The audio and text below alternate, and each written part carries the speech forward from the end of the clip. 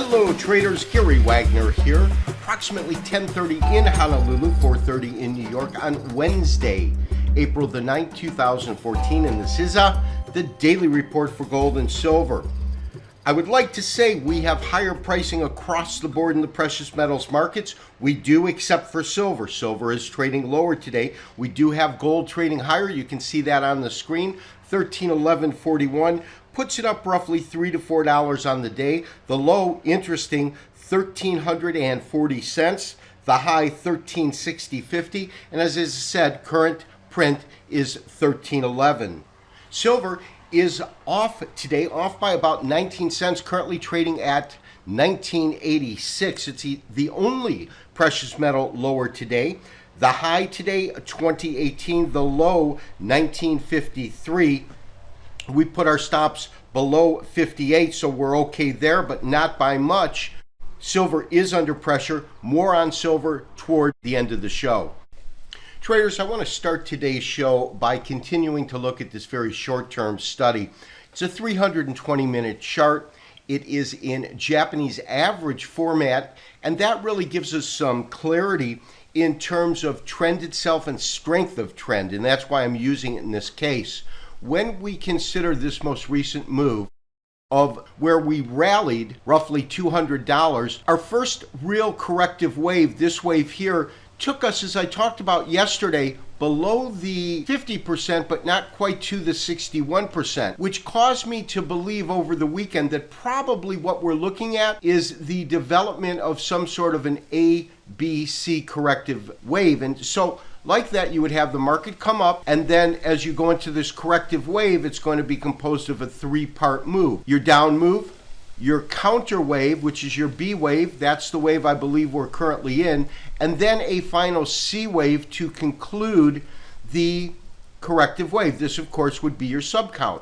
Now, with that in mind, what I'm looking at in terms of our current market move is our move down, corresponding here to our A, and I believe that what we're witnessing right now probably is a B, and what is interesting about that is a typical model on this B wave is pretty simple and straightforward. Let's go ahead and kind of blow this chart up a little bit so you can see what I'm looking at.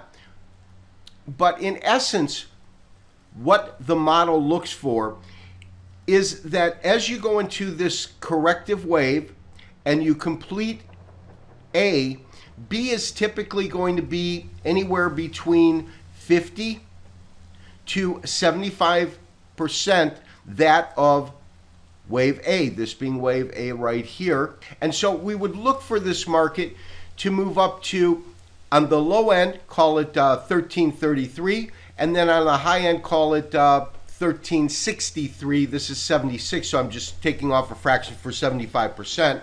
And so our basic target on our current trade is going to be right within this area. And as I said, it's based on a fairly straightforward model.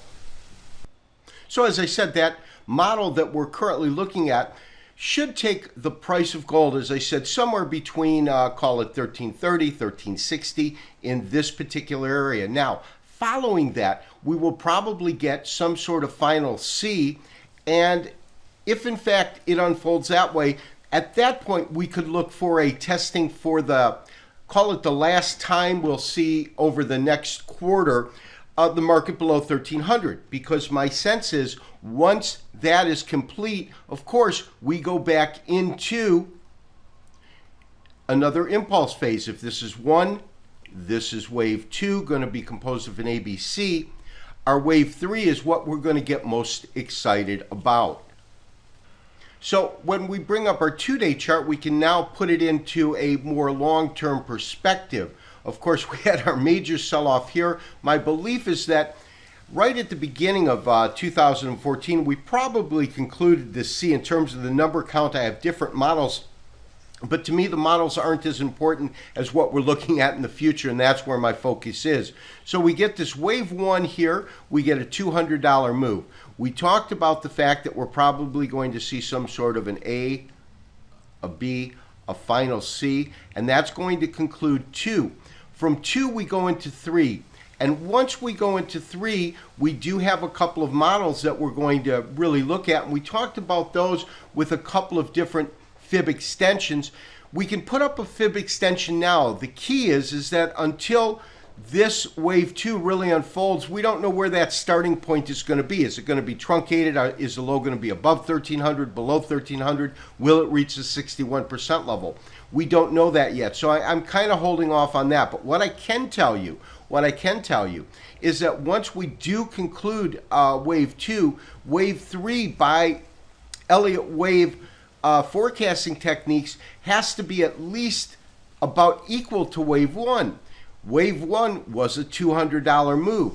So depending on where the market moves to in terms of completing this wave 2, this wave 3 is probably going to be another 200 to 200 plus move. I believe that our initial forecasts on this were around 1460. The key is that this top here at 1435, that's a top we've got to take out, because if we take that top out, it does a couple of things on a technical basis. And most importantly, it's that long-standing channel that we talked about. Of course, there were 2 major tests that we were looking at within the market in terms of breaking out of this long-standing corrective period. And the first one was very, very roughly drawn. But if we create this long-standing resistance from these tops, gave us great information here and here. We absolutely had our breakout here, but we did fail to see that follow through, which to me is completely understandable because we're simply going through a 1, 2, and 3.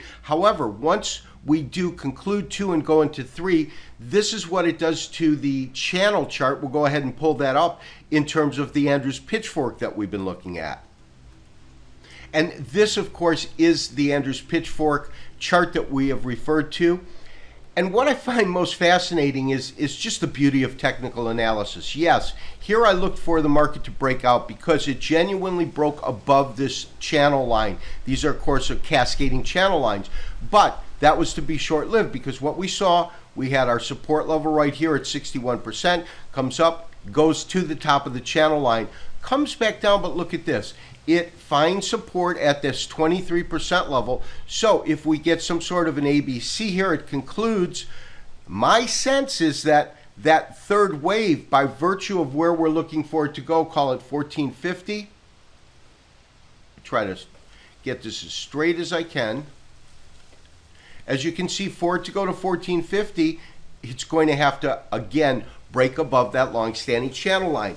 If and when that happens, and my belief is really when, not if, but if and when that happens, we don't know about the future, it's really going to put some of the final feathers in the bullish camp cap, so to speak, that will really be signaling a return of the bull. Until then, if it stays within this channel line, in other words, if the market simply moves up to here and then trades lower, it is telling us that we're still in a bear market. So these are pretty critical benchmarks that we're looking to be reached. We will obviously have to see how the market unfolds.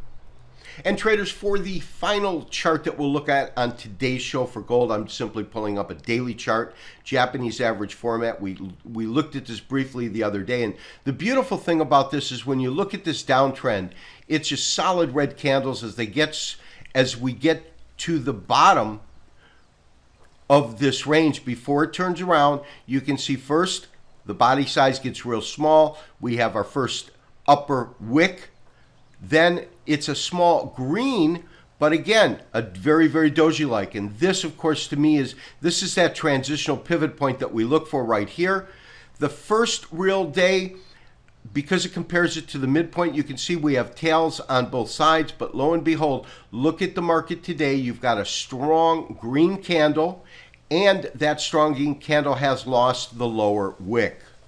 And just to show you when you convert it, what happens, you can really see, at least it seems apparent to me, that what we're witnessing here is you get that clarity as the market comes down. It disregards these smaller body days in the same way that we'll probably see the market move up.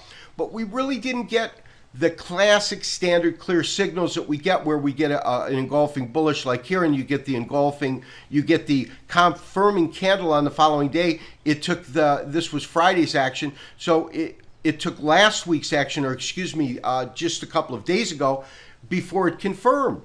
And so you really see some clarity in the Japanese average charts that, quite honestly, we're not seeing in the daily charts. I'm comfortable being on the long side. We have our targets. We'll see how this plays out. And finally, to silver. Silver, under pressure today, below $20. Couple of keys here. That I'm not nearly as optimistic about silver right now as I am with gold. The line in the sand, 1958. We've talked about this infinitum over the last, month and a half, even 2 months, because we've seen the market genuinely form its base here. You can also see these wild swings that you get. It's a thin market compared to the amount of contracts and the volume traded in gold.